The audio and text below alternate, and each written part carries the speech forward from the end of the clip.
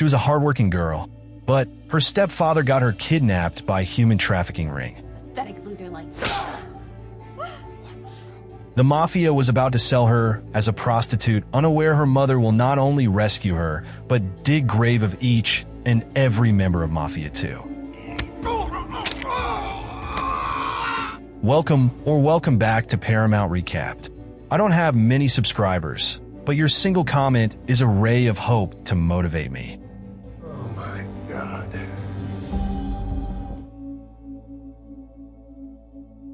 The movie kicks off with Harry chilling in a theater, watching a movie. His phone rings, it's his daughter, but he ignores it because, well, the movie is really good. Meanwhile, there's a young couple nearby, and the guy is trying to get too close to the girl, clearly thinking he's some kind of smooth operator.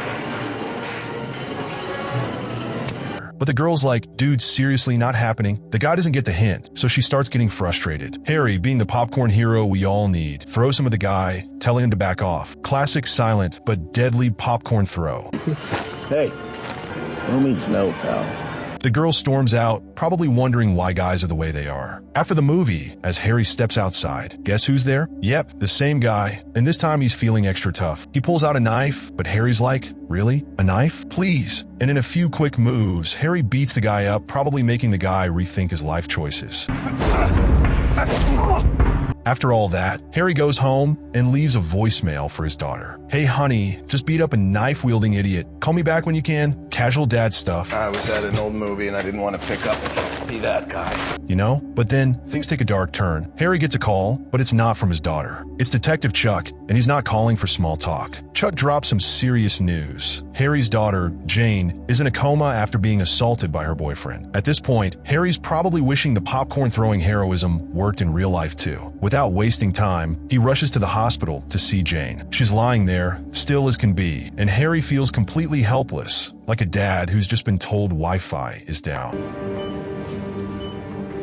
Detective Chuck arrives at the hospital to update Harry. Jane's boyfriend has been arrested and confessed. Turns out, the boyfriend couldn't handle rejection and lashed out, landing Jane in a coma. Harry, barely holding it together, asks Chuck to throw the book at the guy, or better yet, throw the whole library. Harry's also like, if you don't handle this, I might have to go full Liam Neeson and taking on him. Things take a turn for the worse, as if they weren't bad enough. Jane's condition declines, and despite the doctors rushing in like it's the finale of Grey's Anatomy, she passes away. Harry is left heartbroken, wondering why life sometimes hits harder than a villain in an action movie. A few days later, Harry shows up at the trial of Jane's boyfriend. The court process is long and emotional, but in the end, the boyfriend is sentenced to life in prison. At least there's some justice, though Harry probably wishes life sentences came with a "don't mess with my daughter" disclaimer. Even though it brings some relief, it doesn't bring Jane back, and Harry is left to pick up the pieces of his shattered world. After the trial, Harry struggles to find any sense of normalcy. His days are filled with looking at old photos of Jane, probably thinking, why can't time machines be a thing yet? His evenings are even rougher. He sits alone, drinking, as if the whiskey could drown out the grief. Spoiler, it doesn't. One night, Detective Chuck checks in, but Harry's all, I'm fine, totally fine. In that way people say when they're really not fine. Chuck offers to help if Harry needs anything, which is the detective version of saying, call me if you need to punch another guy with a knife. The next day, Harry returns to his job as a wrestling coach. One of his students, Katia, seems frustrated with her progress. After class, she goes to Harry and asks if she can train with a more advanced group. Harry, doing his best Yoda impression, tells her to focus on herself first, which only annoys her more. She stomps off, but Harry can't help but see a bit of Jane in her, stubborn, determined, and not about to take no for an answer. Later that evening, Katia goes home, only to be met by her charming, sarcasm fully intended stepfather Tom. Tom's mad because Katia didn't bring him any food. Apparently, he's allergic to cooking. Katia, fed up with his nonsense, heads to her room to avoid a fight, but Tom follows her. She calls him a pathetic loser, and he reacts in classic I'm insecure fashion by slapping her and telling her to leave. Katia, not one to back down, fights back. Luckily, her mom, Linda, steps in before things get worse. Despite Linda begging her to stay, Katia decides she's done playing this game of dysfunctional family Monopoly and leaves. Meanwhile, Harry's driving home and spots Katia sitting alone at a bus stop. Being the good guy he is, he pulls over and offers her a ride. They end up grabbing dinner, where Katia spills the tea about her terrible home life. Harry listens, and for a second, you can almost hear him thinking, yep, stepdads named Tom are never good news. He encourages Katia to go back home, promising to have a chat with Tom. He also opens up about losing Jane, which makes Katia feel bad about her situation. She agrees to go back, and Harry drives her home. The next day, Harry checks in with Katia, who announces she's quitting wrestling. During their chat, he notices a bruise on her face. Turns out Tom's been at it again. Harry, clearly done with this guy, heads to Katia's house to confront him. When he arrives, he sends Katia out on a snack run because snacks make everything better and gets down to business with Tom. Harry warns him to treat Katia better or he'll report him. Tom, acting like the villain in every bad soap opera, tells Harry to mind his own business. But knowing Harry, that's not going to be the end of this story. Harry's patience snaps when Tom mocks his threats, so he grabs Tom's arm and twists it, making him cry out in pain. As tensions rise, Katia walks in with food. Still in tough guy mode, Harry tells her to give it to Tom, and she tosses it at his injured arm with some sass. Tom's sitting there in pain, probably regretting his life choices. The next day, things seem better as Harry checks on Katia during wrestling practice. But then, two cops show up, calling Harry to the station because Tom filed a complaint. Meanwhile, Tom's lounging at home, chatting with his buddy Sergio about a shady auction. Sergio offers Tom $10,000 up front, but Tom hesitates. That is until Katia calls, threatening to tell her mom about Tom's affair unless he drops the charges against Harry. Tom, unfazed, laughs and dares her to come home so they can both tell his wife Linda. Neither of them is handling this well. Frustrated, Tom turns to Sergio again, who reveals he works for a Mafia boss named Rich, who's involved in trafficking women. Sergio sweetens the deal by offering Tom $10,000 to sell Katia at an auction. In true villain fashion, Tom agrees, planning to hand her over after school. At the police station, Harry sits down with Detective Chuck, who's a bit surprised Harry went all vigilante on Tom. Harry admits everything, including Katia's involvement. Chuck, while understanding, advises Harry to lay low while they investigate. Meanwhile, Tom calls Katia, pretending to be concerned, and offers to pick her up from school. She's suspicious, but when classes end, she gets into his car, unaware of Tom's twisted plan. Later that evening, Harry gets a call from Chuck with bad news. Katia's mom, Linda, has reported her missing. Harry rushes to the school to check the CCTV footage and sees Tom picking up Katia. Convinced that Tom's behind her disappearance, Harry confronts him. Tom tries to act smug, but Harry's had enough. After a few punches, Tom cracks and admits he handed Katia over to Sergio.